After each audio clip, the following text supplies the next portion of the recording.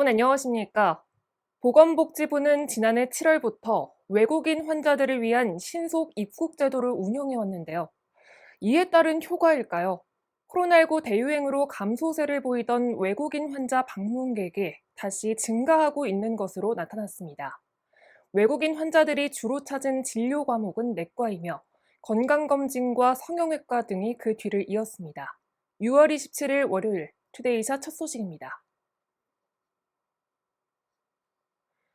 유정복 인천시장 당선인과 오세훈 서울시장은 오늘 서울시청사에서 만나 끈끈한 공조로 거대한 생활권인 두 지역을 발전시켜 나가는 데 뜻을 같이 했습니다.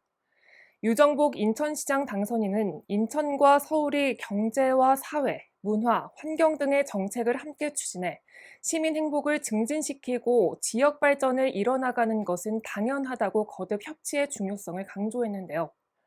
오세훈 시장은 서울과 인천, 경기 등 3개 단체장들이 자주 모여 현안들을 신속하고 효율적으로 해결하는 미래지향적 관계를 만들어 나가자고 제안했습니다. 이들은 오늘 이 자리에서 김동연 경기도지사 당선인과 공동으로 수도권 3자 협의체를 가동하는 것과 관련해서도 뜻을 모았습니다. 민선 8기 경기도정의 힘찬 출발을 알리는 김동연 경기도지사 취임식이 다음 달 1일 경기도청에서 맞손 신고식 형식으로 개최됩니다. 우수 정책 제안자로 선정된 11명의 도민을 비롯해 정치와 사회복지, 문화 등 각계각층의 대표 인사와 도민 등 500여 명이 참석하는데요. 1대1 프리토킹을 통해 자유롭게 대화하는 도민 대담 방식의 소통회장으로 꾸며질 예정입니다. 특히 인수위원회는 김 당선인의 취임 첫날인 이날 고물가와 고금리 등으로 고통받고 있는 중소기업인과 소상공인 지원 등을 위한 경기도 비상경제 대응 조치 종합계획을 제1호로 결정할 예정이라고 밝혔습니다. 인천항과 중국 도시를 오가는 카페리 승객들이 내는 국제여객 터미널 이용료가 다음 달 1일부터 6,000원으로 인상됩니다. 1인당 3,300원이었던 이용료가 무려 2배 가까이 오르는 건데요. 이는 2012년 10월 이후 10년 만입니다. 인천항만공사는 중국 항만의 여객터미널을 이용하는 승객들도 5,400원에서 11,700원을 지불하고 있는 만큼 터미널 이용료의 현실화를 위해 이 같은 결정을 내렸다고 밝혔습니다. 인천항만공사 관계자는 최근 항만위원회를 거쳐 관련 규정 개정 절차를 마무리했다며 다음 달부터 시행되지만 실제로는 여객 운송이 재개된 이후부터 적용될 것이라고 말했습니다.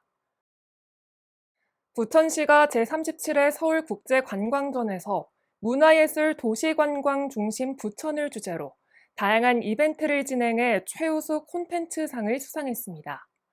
부천시는 이번 박람회를 통해 감성여행과 국제축제 등 부천 특화 관광 콘텐츠를 소개했는데요.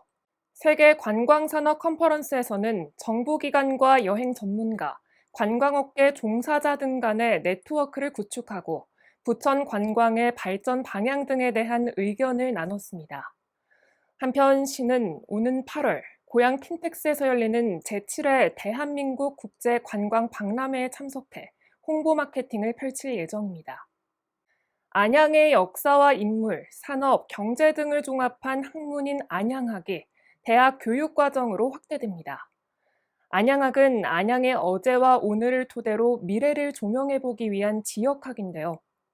안양시는 오늘 안양학 확대 등을 위해 지역의 대학과 교류 협력을 강화하는 업무 협약을 체결했습니다. 이번 협약에 따라 안양시와 대림대, 성결대 등 4개의 대학은 안양학에 대한 교육 콘텐츠 활용과 개발에 상호 협력하고 학사 운영을 위한 인적 물적 자원 교류도 이어나갈 예정입니다.